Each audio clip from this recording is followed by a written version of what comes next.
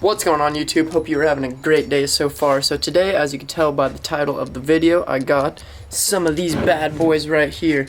These are going to be shortened upper control arms. They are the Megan Racing arms. I got them a while back ago, ran them for a while. I think they were good for about, I want to say -4, -5 degree camber, nothing crazy. But then I eventually got my Voodoo arms, which is what I run on here. And as you can see by the way it is, got the new wheels on there. Still waiting for the rears to show up. They should be here any day. But the Voodoos are good for about -10. And with this new setup, I'm going to need to pull just a little bit more. Nothing crazy, but I'm shooting for about -12. So I had a buddy of mine, Nick Abel, shout out him, absolute beauty. He cut these up and then added some extra support. Problem is we have no idea how much camber exactly this is going to be. If it happens to be less than that, whatever, I'll throw those ones back in and then probably sell these or something. But so it's going to be a little bit of a fun project here, kind of shooting in the dark. Have no clue what it's going to come out to, but we are going to get right into it.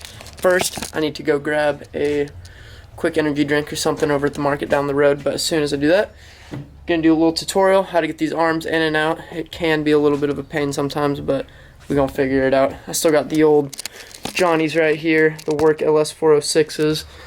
Probably some of my favorite wheels I've ever owned so far, just because they're so much more unique than anyone out there running some kind of basic multi-spoke ones, but it just wasn't really my style. I was kind of more into the 5-spoke look. These things are absolute beauties. You can say what you want. People call GMR 3-piece rip. I don't care. I love that style. As soon as the rears get here, then I can actually see what's going on with that, because I also might have to, so I realized since I was running a spacer a while ago, I had the extended studs in here, and my lugs might not thread all the way on with those, so I might need to replace back to the OEM studs on those, but like I said, not sure yet, because I'm still trying to decide how much camber I actually want to pull all around. I don't really want to do anything too crazy. I'm thinking the max is probably -14. Anything over that, then it just gets a little dumb and excessive, but yeah, we'll see how it goes. We're back. We got the necessities that you are going to need for this. Sugar-free Red Bull, sunflower seeds. Just kidding. But I need to make sure that I tighten these down first, because when I picked them up, we had them out. So just got to give those a tight down, and then I'm pretty sure that, yeah, all the way down, that'd be maxed out. Yeah, I think so. We'll figure it out. But I'm going to get that wheel off, and then I will show you how to do this.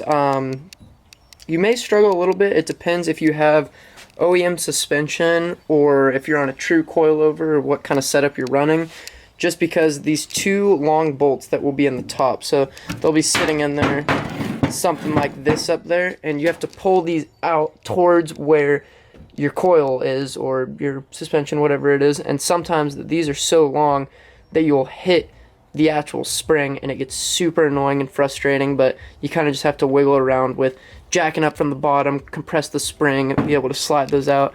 I've had times where I've done it on this car and it takes no longer than 30 minutes, if that, and then on the other Z hiding way back there, it took probably a couple hours, just because struggling to get this. These ones are also easier to do because they don't have the helm joints, so it's all solid right here. I'll be able to show you once I take those ones out, but the ones in there have the helm joints that they just like pop out, and it gets super frustrating, and you really kind of just want to punch a whatever the closest thing to you is. But anyways, we'll get right into it.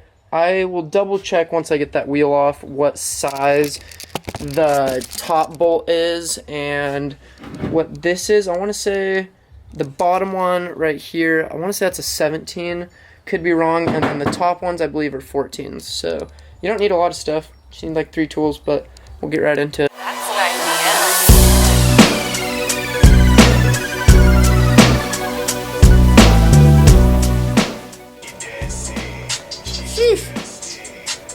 Okay, so now that we're under here, you can see by the way it is, this is a 14, 14, and then a 17 up here. So basically, these are going to be the bolts, the super long ones that come out, and usually they end up hitting here, and that can get really frustrating sometimes. What I like to do is I'll put a jack right under here, and then jack it up a little bit or down, and you can kind of compress the spring based on what you have to be able to get some wiggle room. Since I have upgraded springs and I'm running a lot shorter springs, I can actually kind of Yeah, it looks sketchy, but it's not. Once the car goes on the ground, it compresses and this doesn't move, but makes it a little bit easier if you have that. I'll say so, but I'll probably try and do it without cheating, just so for any of you at home that don't have that luck to do that. But yeah, we're gonna get taking this one out, and these are the helm joints right here. You can see these. These actually, once this is off, they just literally pop out and in. It's the most annoying thing ever. These upper control arms have probably been the best control arms I've ever had, and I probably don't plan on selling these at all. I'll probably keep those extras because these are some spendy boys. I got lucky. I got them from someone parting out a Z for really cheap, but these things are freaking heavy duty to the max, the Voodoo 13 ones. Alright, so let's get taking these out. Okay, so I might not be able to do this one-handed because sometimes these things are on there really tight, but what I did, I just shot a little PB blaster all over. Probably don't... Seeds are stuck in the throat. You probably don't need to do that if you have taken them on and off within the last, like, not too long, which I think these ones have been on here for probably not even a year, so it's probably fine, but I always do it just in case. When in doubt, PB blast that, you know, out. But, so yeah, I'm gonna break this real quick. I'll see if I can do it one-handed, but probably not without smashing my arm. That's a no-go. So, what I like to do, though, with that is because you got a lot of room in here to work with, which makes it really nice, is I'll just come yonder, pop this bad girl off. Let's see if I can, oh shoot, I took the whole thing. There we go. A little bit of a struggle. Take the jack handle, throw that on your 3/8, and just give this a little, just like that. Break her loose. And then, oops, slipped. Get back on there. I am not left-handed, so this is very hard. Okay, maybe we didn't break her all the way. Let's give her another little ooga-dooga.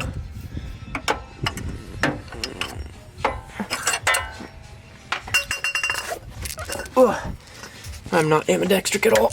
There she goes. So, I'll try and show you once this thing gets loose, which it might be loose enough to get the old handy up in there. Sometimes you gotta give it a little extra wiggle around. Just keep on spinning, and there she is. So that is the long boy right there. So this is the problems you're gonna run into, is it's gonna be hitting the spring. For this, I'm just gonna pop it up real quick. Oh, there she is. But, as you can tell by the way it is, there she is. I'm just gonna do the same thing on this side, and then this big boy right here. And I'm probably not going to show it, it's the same thing, but like I said, you will sometimes struggle really hard with this. I've had multiple times where I just want to freaking absolutely just throw one right into the knuckle right there, but it does not feel good, so do not do it. But just don't freak out if it's taking you forever, because sometimes it is like that, but sometimes it is really easy. So, we'll resume once I get this out, and then we'll compare it to the shortened one to see what the actual difference is. Alright, so that was fast. We already got that one out. So, this is going to be the driver's side one. I don't know if they mean left as in left when you're looking at the car, or like left as in driver's side from the back. But we'll just do a little guesstimating. Get this stuff out of the way. That would go, I'm going to assume that it would be looking from the front of the car. Maybe, I don't know, these are two completely different designs. Most arms are going to look similar to this one, where it's kind of like that wishbone looking thing, but these ones are pretty heavy duty. These are the helm joints. They pop in and out, usually when they're new, but since it's been in there for a while, they're pretty sturdy. But those can literally just make you want to rage when you're trying to put these arms in, and they just keep popping out. So take your time on that. What I did on the other Z, because they had the same thing for the Z1 arms, is I just put some tape and like wrapped it and then poked a hole, and then just so that way it will prevent a lot of anger. I promise, just do something like that. But looking at them side by side, assuming that this is even the right arm, it's easier to tell once you put it up to the car, but I don't know, it's kind of hard telling not on the car. But if you line up where the bolts are going to be going and then look at kind of where this pops in to the knuckle, this is a little bit shorter. Yeah, it is quite a bit shorter. I just really don't know how many degrees that's going to be. The really annoying thing when it comes to upper control arms, though, is when you want to adjust them, you pretty much have to take the arm back out. These ones were a little bit different. they had this weird adjustment from right here, which honestly looks like I might be able to go a little more on these. Oh, these ones, well, maybe not. No, these ones are really confusing on how they work, but they were maxed out. So, yeah, we're going to start throwing these ones in, and we'll kind of do a little guesstimation with using the iPhone measuring level thingy on the brakes or road or whatever, and see if that will give us any justification, but it probably won't because, I don't know, that was really hard to tell. Huh. Well, we'll get into putting this in, and then we'll see where that gets us. Okay, so I'm getting in the new arm, or not new, but, you know what I mean, the different arm end. And sometimes it is a little bit annoying when you're trying to line these holes up and also get this through here. Usually I put this in through here first. It's usually a little bit easier. But since these are shorter, it's a little bit different. So I'm going to try and just throw one of the big ones in up here, get it to fit in, and then I'll kind of just force the arm down and get this in there. Also, don't worry about if you have a cotter pin that comes through here. You don't really need that. I usually just throw them out anyways.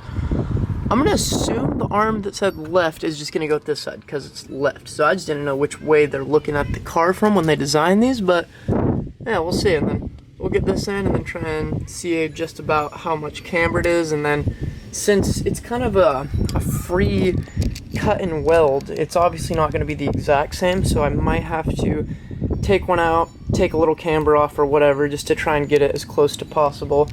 And then we'll see if we can hit that -12 or maybe more. We'll see. So this is kind of what I'm talking about. Even though I'm able to move my spring around and it makes it a whole lot easier, this is the predicament that you will find yourself in sometimes. You just got to be really patient with it. Sometimes even once it slides in, it won't thread. You just kind of got to, you know, give her that gentle love and then just kind of keep twisting until you feel it bite. And then once I got that one in, it was super easy to just push this all the way back, and then this thing kind of rotates and then you slide it in, throw that on there. So now I'm kind of going through the, I can't really do, I can't do it one-handed, but you kind of just have to really wiggle that around. I'm trying to kind of just play with the spring, get a little more room, and then this has to line up perfectly. So what I usually do is I'll just take a mallet, and sometimes it'll just be kind of like messing with it, and then it'll just line up perfectly and plop right in. That would have been cool if it just did that, but yeah, so I'm gonna keep kind of fighting with this. It's a little hard to film when you're by yourself and don't have any kind of holding thing, so I don't think you guys want to see in between my legs and just see me struggling and yelling for a second, but we're gonna get that in there real quick, and then we'll tighten this down and see what we're looking like. Dang it, I got excited. I thought FedEx was here. I'm waiting for the rear wheels. I just got the call at AutoZone that my studs are in. It's nice and shaded in here. And I can go pick those up and put those on there. Depending on how much camber this is, I might actually not replace the extended studs in the front, because if I can pull quite a bit, what I'll probably do is throw my 10mm spacer that I used to run on the rear up here on the front. I just want to keep it as tight as possible fitment wise. Ordering the new wheels, the original goal was to run no spacers at all, but I don't know, I probably could have ordered a little bit more of an aggressive offset. They're 19 by 10.5 -25 for the front, and then 10.5 -12 for the rear. So since the rears haven't got here yet, I haven't actually got to kind of play with those to see what we're actually going to have to do.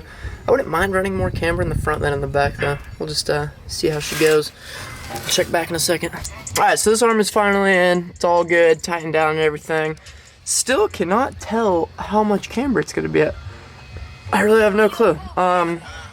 You can't really measure just the hub actually, so maybe I'll throw a wheel on, see if that gives me anything, but it's really gonna be a little hard to tell until the car's on the ground. But one thing is I don't have my tires yet for the new wheels. I could throw one of these ones on, but it's not gonna be 100% accurate unless I put the front spacer on, which I don't really want to run these or put them on because I feel like I kind of stripped all of these, and that was a little bit of a pain. Maybe do it for a quick eyeball, but I don't know. I really want to know how it's going to be. I want to get tires for these things ASAP. Hopefully this week I can have some time to go grab some. My work schedule's a little weird this week, but we're gonna, I guess, throw a wheel on and see if we can tell anything different. We'll see what it looks like. Ooh, okay, exciting stuff. Rear wheels got here.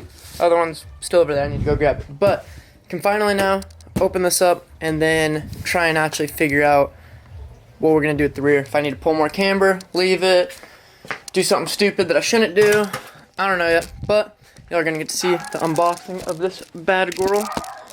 Actually, I did not think that they would be coming separately. That was pretty weird, not gonna lie. 2 came yesterday, 2 came today.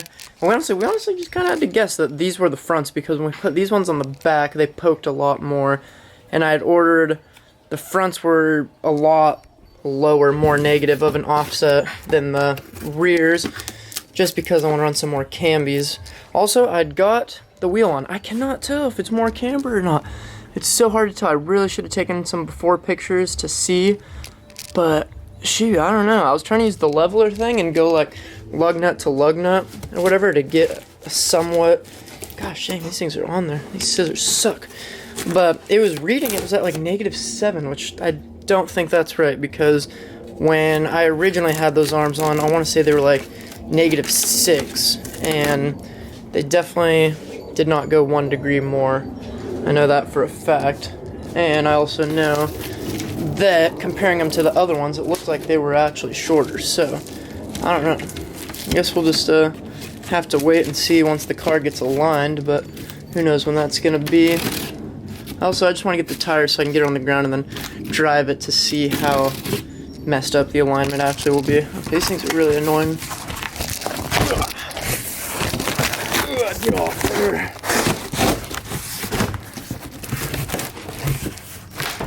Gosh, they put these things everywhere, huh? Get off. This is what a brand new wheel packaged from VR Wheels looks like. Nice. What a beauty. Okay, I'm gonna get all this crap out of here and then we're gonna throw it on the rear and see how this sits, and then I will finally have an idea of what's gonna need to go down here to get this thing back on the road. Okay, little update. Probably not gonna show the other side. Same process. Get the bolts out, get the other ones in. Looking at it, it's very hard to tell. If I were to guess, probably about -12-ish, just because the Voodoos had me at right about, well, one side was actually -9, the other side was -10, but I'm going to shoot and say it's close to -12, because I was looking at before pictures with the new wheels on, and comparing, I should have showed, but with one of the wheels, the new wheels on the other side with the Voodoos on, comparing that to that, and the one with the shortened upper control arms, it sits in just a little bit more.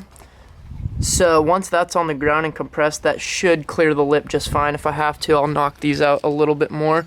I got the rears sitting on there so that way I could get a better idea. Still, it's kind of hard to tell how much camber I'll actually have to pull out of this. What I'm going to do is take one of the works, put them on this side, and compare how it sits in the air, because when I had the works on there, I mean, it was like just barely tucking in there. I mean, lip was touching fender on the inside, so it's just hard to tell when it's floating in the air. But I think I could probably pull, with these arms, I'm running the Z1 camber arm and toe arms, you should be able to get to close to -12 and try and match it with the front. So I think it'll clear good. I still need to figure out my tire setup. I don't know what I want to run necessarily. I'm probably going to do something pretty close, if not the exact same as these. These are the 235/35s, and they got a good stretch, and nothing crazy though.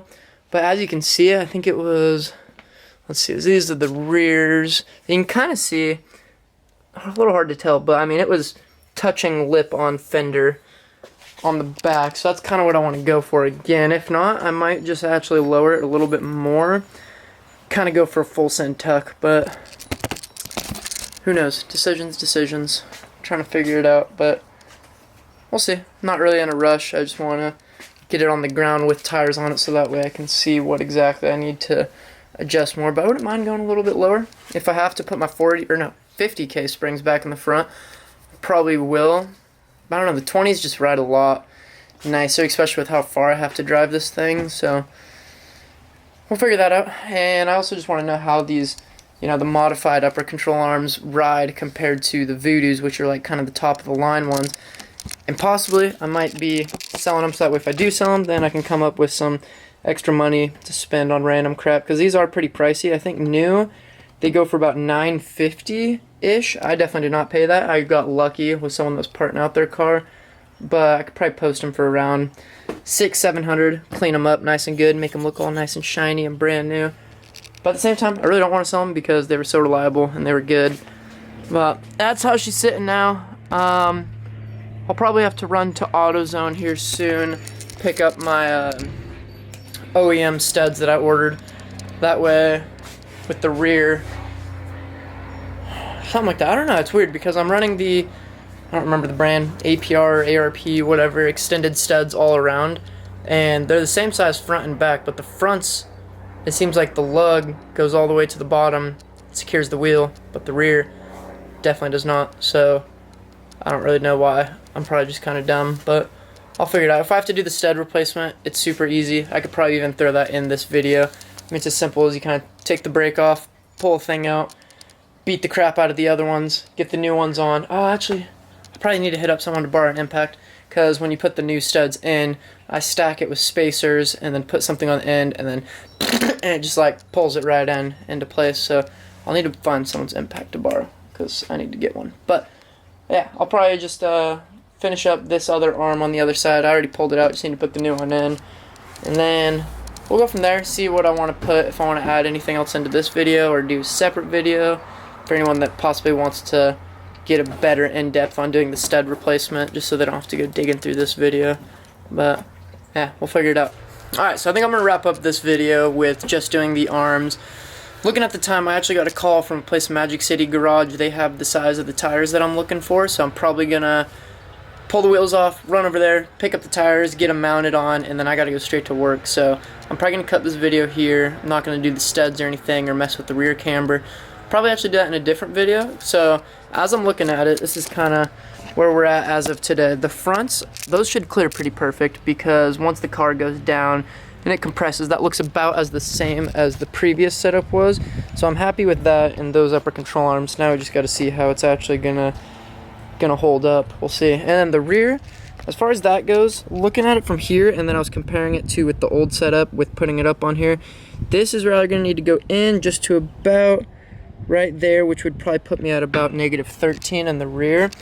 Or I could try kind of pulling the fenders out a little bit more, but I'd rather just pull a little bit more camber, because I think that will look a little spicy. So I'll see what I could do with the arms that I'm on right now. I know I've had them before at a little bit more than a -11. I never got an alignment when I was running that setup, but I also have a buddy, the one who I got the upper control arms from, who is selling some SPL rear camber arms.